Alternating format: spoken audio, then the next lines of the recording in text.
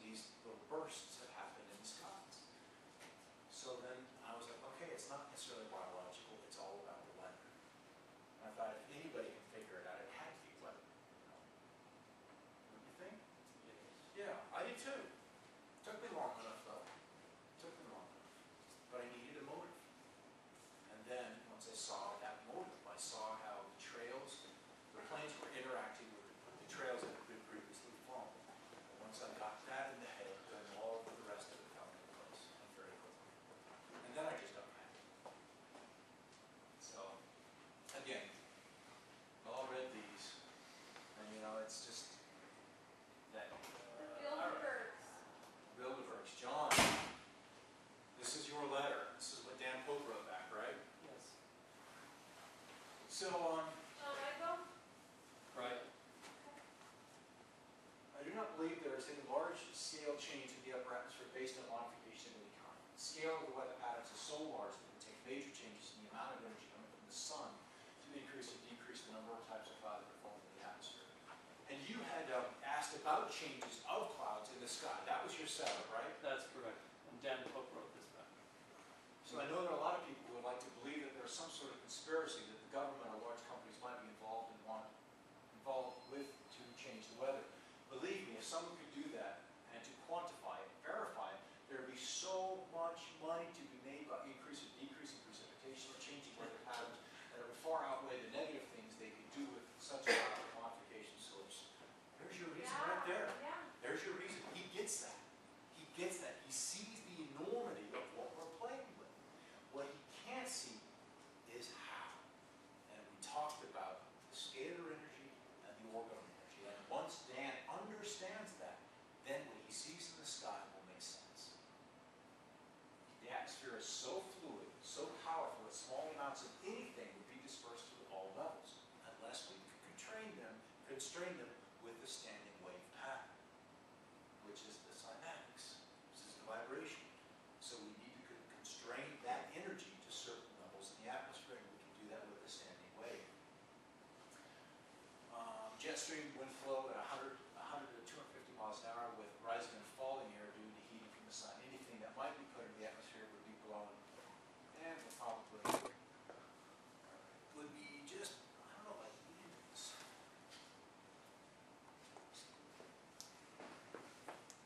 Would be blown hundreds of miles in a matter of a few hours. The ocean covers 75% of the earth and has a huge impact on weather throughout the world. So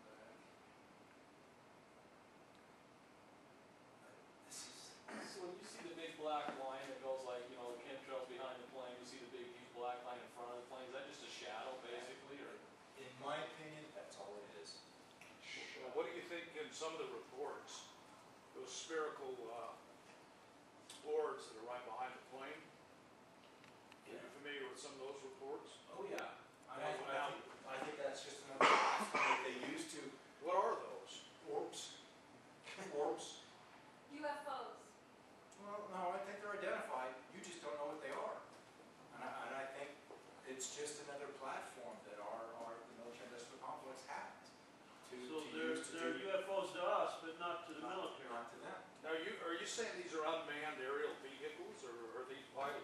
I have to say that some of them probably are. Now, I've heard that some of the pilots are foreigners that are right above our airspace flying these planes. They're not even U.S. citizens.